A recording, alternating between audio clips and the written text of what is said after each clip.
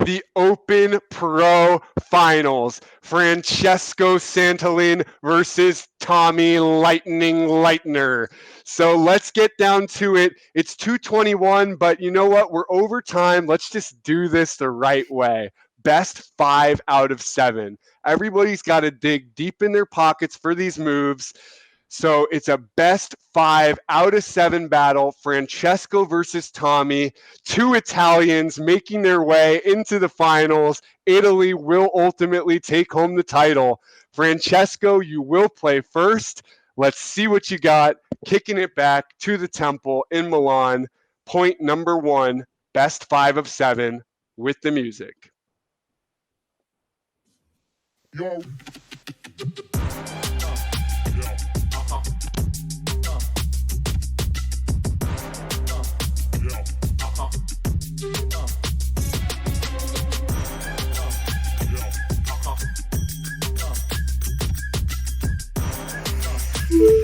Wow.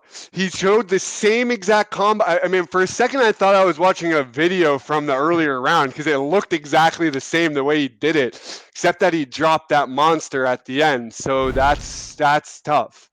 Yeah, but I want to point out something we didn't mention when he did this before, which is right after this cuff turnover, he takes it right into a behind the back set, which is really cool. I'd love to see him smooth that out a little so it really goes straight from the turnover into the behind the back rather than kind of getting control of it.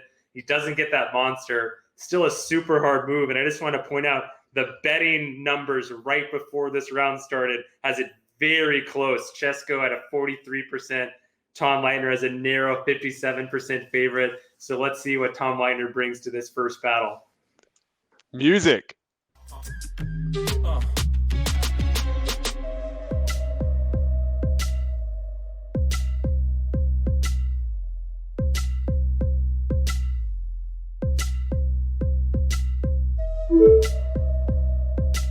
Oh, there it is.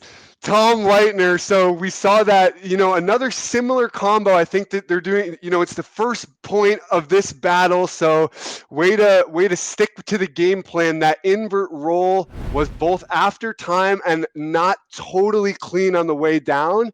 But nevertheless, that might be enough actually to take this point. What do you think, James? Yeah, we'll see. When I really think about it, it might be closer than we realize. So I think Tom was playing it smart. He knew there was an open door with the drop from Chesko. He didn't want to bust out any big moves, just went for these clean, consecutive, under the leg moves. If he'd finished it off and caught that inverted roll within time, it would have been no question his point. But when I pause and think about it, Chesko still hit that crazy foot cup, which I think was undoubtedly the signature move of these battles.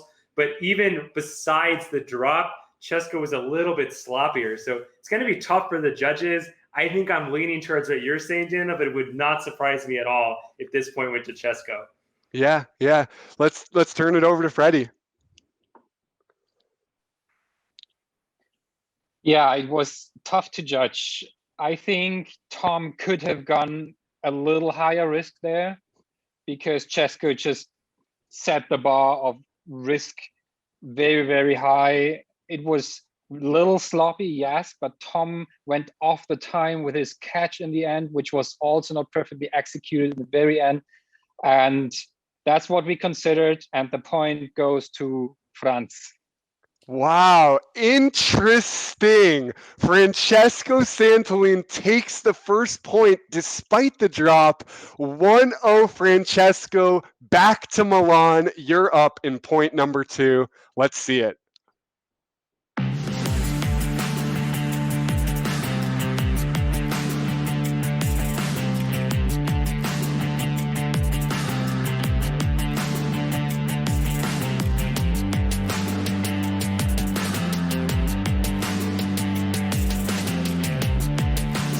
And unfortunately, he just has to let the time expire. It just got too far away from him. That move, just to let everybody at home know, is one of the most difficult moves I've ever seen anybody do in our sport. There is nobody else except for Francesco that can do this. We saw him execute it perfectly earlier and yesterday. Unfortunately, this time it just gets away from him. Yeah, you hate to see it. He hits it so cleanly. We've seen it in other tiny rooms. He's never had a problem with it. But today, it's just not his move. But honestly, I like him just letting this one go, just keeping everything in the tank for what's coming up next.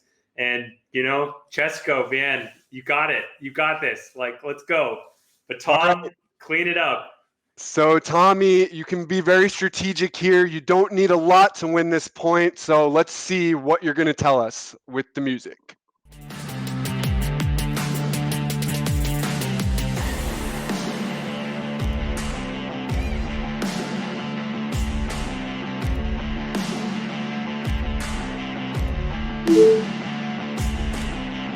Very nicely done from Tommy. Just really good control under the leg holds, and with that invert, the chair catch is about a half second after time. I think it'll be enough, but I'm saying to all challengers right now, when you got a 3-point, hit me a couple moves to know you win it, and then show me the hardest move you got. It's a freebie, Tom. Show me something next time. Interesting. I don't know though, because like what about saving you were just saying before that Francesco made the right decision by not showing any more moves and just letting the point slide and saving it for future battles. So if I got a 3-point, I'm going for a triple spinning hammer flamingaitosis. That's not going to be in my repertoire of later moves. That's just a Hail Mary just for the heck of it. Cool. I get you. Okay, Freddie, let's hear, was it enough for Tommy to win this point? So I think, yes, he went for the safe version, but also not for the super, super safe version. There was one against the spin crank inside, which was absolutely enough to win this point, and it was a smart decision. Tom Leitner ties it up 1-1. This is a best 5 out of 7 battle, the finals here at Tiny Room 3. So Tom Leitner, you are up here in the third point. Music, please.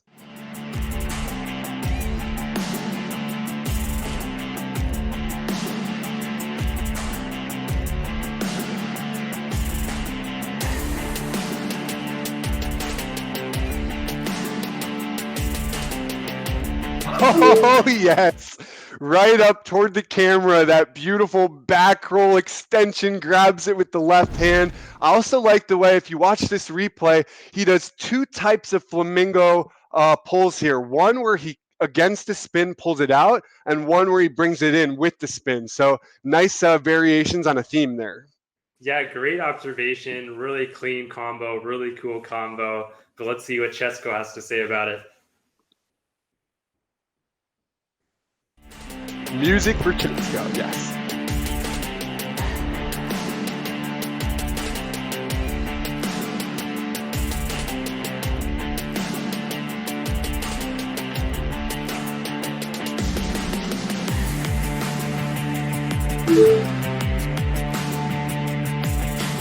Oof. So once again, we've seen Chesko make this mistake a couple times, because even though at the very end, that was an insanely Hain foot cuff to Big Gaitis, but all of that was after the clock. That's not going to actually help him. And in fact, it's going to hurt him, because those are moves that we now can't see in future points. Yeah, that was a critical error, because, I get what he was dealing with. He didn't have that great of it was a fine move to start, but it wasn't necessarily enough to beat Tom. I think he realized that, started trying to up the dip, got the drop. If he had 5 seconds left, maybe it would have made sense, but he had 1 second left. And the really Hain part of that combo came too late. And I think this point's going to go to Tom. All right, let's kick it over to Freddie to get the official judges' result. Yeah, I agree. Francesco was smart earlier, and he just gave the point up because he didn't want to waste any moves. This time he did it, but it was not enough. It was out of the time, and Tom wins the point. So Tom Leitner, I believe, has a 2-1 advantage. This is a best 5 out of 7. So this battle is far from over. But Tommy, you're up now here in the fourth point. Let's cue the music.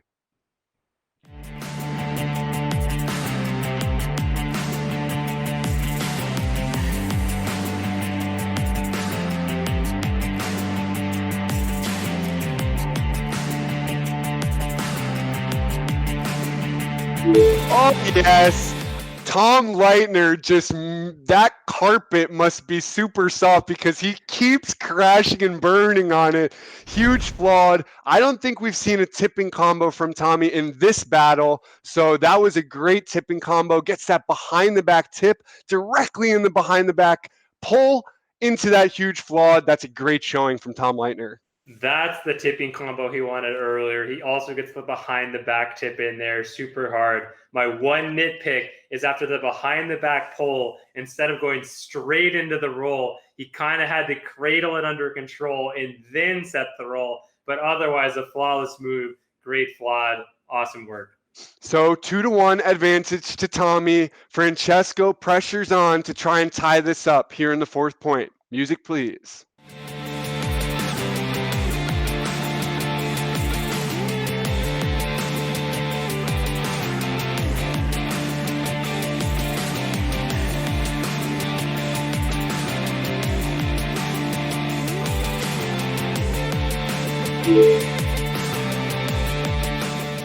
Okay, so unfortunately, just Francesco just couldn't quite do what he wanted to. What can you tell us, James? Yeah, I hate to see it. I mean, this is what's interesting and challenging about battle. When I was thinking about this battle coming up, I said we have a jammer versus just a battle shredder. And the difference is the battler is going to come out with these signature moves that are so hard to do. And a lot of times that's going to be how you win it. But on the other side, those signature moves are so hard to do. You're not always going to hit them. And that's what's happening to Chesko. He's going for these impossible moves. He's not getting them. Tom Leitner on the other side is just showing us consistent difficulty. None of his moves individually are going to top Chesko's hardest moves, but they're hard, they're flawless, and they're consecutive and coming together. So Tom is undoubtedly going to take this point, but it's not over yet. Chesko is still in the running. There's a reason this is best of 7. Yeah, you're right. Let's kick it over to Freddie. Yeah, perfect explanation, James. The point goes to Tom. Let's see the next round. Okay, here you have it. Tom Leitner now has a 3-1 advantage. So he's up by 2 points. It'll take a miracle for Francesco to come back and be your tiny room champion. Tom Leitner, you must play first here in the 5th point. Yeah, game point. If Tom Leitner wins this point, he takes it home and will be your new tiny room champion. So Tom Leitner, show us if you've got what it takes with the music.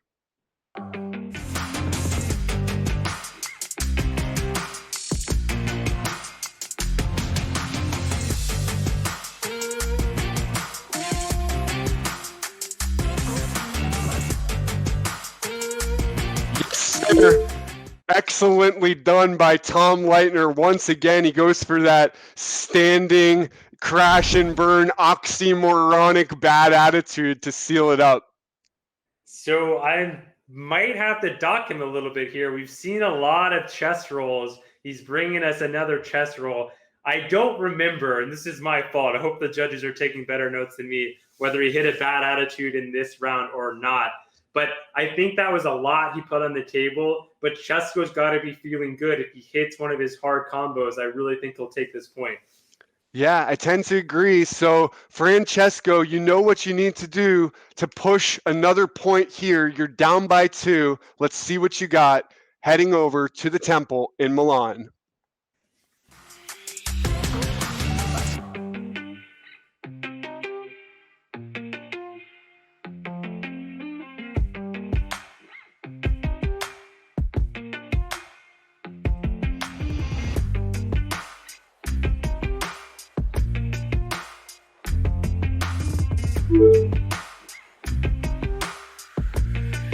Great stuff from Francesco. The chair catch does come after time. That part won't count, but he showed a lot of heinous in the beginning part of that combo. If we watch this replay, didn't get to see it on the replay, but he did a great ridge delay to start his combo. That upside down indigenous pull was also really impressive. This is going to be a tough call for the judges. Yeah, I think under pressure, we're seeing Chesko version 1.0 breaking out a little bit, which is a good thing and a bad thing. He's showing us a lot of insanely difficult moves, but he's not stringing them together quite as well as we've seen him in the previous rounds. But that difficulty is still off the charts. That ridge delay was really clean. He did a beautiful chest roll right into the roll turnover upside down, and not a lot of spin left on that disc, but he still got the kind of Godus, Indigenous, Guidus pull right off of that and got the chair out of the time. He's not going to worry about that. That's not where his difficulty was. So we'll see what the judges have to say. Yeah, he kind of took a lesson from Clay Colera and did that special two-hand re-rev thing. Yeah. But you can't do that too much. But that in that instance, I think it was pretty cool. Let's see what Freddie's got. Yeah, wow. Don't know what to say. Two incredible players showing us a battle here as we couldn't have imagined better. And this point goes to Francesco. Woo! Francesco Santoline keeps the dream alive. Ladies and gentlemen, 3-2. Tom Leitner has advantage over Francesco. Not only that, Francesco, you now have to play first here in the 6 point. 3-2. Francesco, you're 2 and you're up. Let's see if you can tie it up here. Give him some music.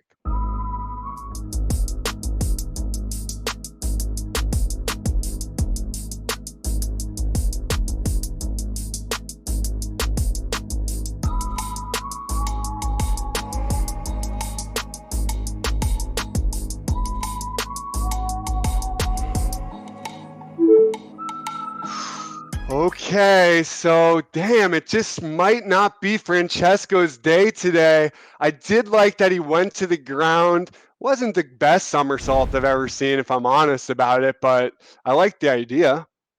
Yeah, I think Chesko is feeling that pressure, just not going the way he wanted it to today. I also think you're seeing a little bit of the challenge of going for 7 rounds here, running out of his moves. He probably regrets using that foot cuff into Guidus earlier, doesn't have it available here, going deep in the arsenal to go on the ground, but didn't really pull it off.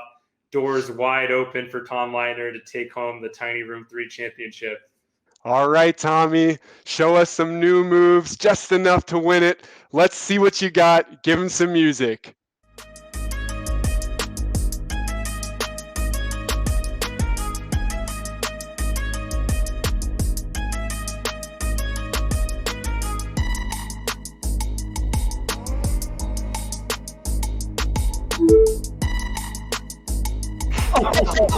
Oh my goodness! Tom Leitner, ladies and gentlemen, you may have just seen your Tiny Room Open Pro champion. What a move. I just love the presentation on that bad attitude hold, the way he takes it around in a full 360, throwing up the peace sign maybe. It was just above the screen. I couldn't see. And then this does come about a second after time, but nevertheless, what an amazing reach to grab that Flamingitis. Yeah, like you said, the Flamingitis is a little out of time, but I don't think it's going to matter. And I just have to say, there are so many of us here today who are playing because of Tom Leitner, playing the way we do because of Tom Leitner. Some of us might not even know it's from Tom Leitner. I mean, he's really done so much to spread this sport, so much to push the limits of the sport. We are all living in his shadow, all learning from him, all exuding his style without even knowing it. Awesome to see him at 50 whatever, still winning tournaments, showing these young kids he's not done. Inspiration to me, inspiration to all of us. I hope I'm playing like that when I'm at Tom Leitner's stage of life. I hope my Flamingitis is that extended in 30 years from now. Awesome stuff, Tom Leitner. But let's get it official. Freddie, what do you have for us? Come on. I mean, Tom was just like the beach player of the decade, and now he's showing us moves in the Tiny Room. I believe without a single drop, without a big mistake. Every catch was crash and burn, and such a variety in everything. Very well deserved. Congratulations to our master, Tom Leitner.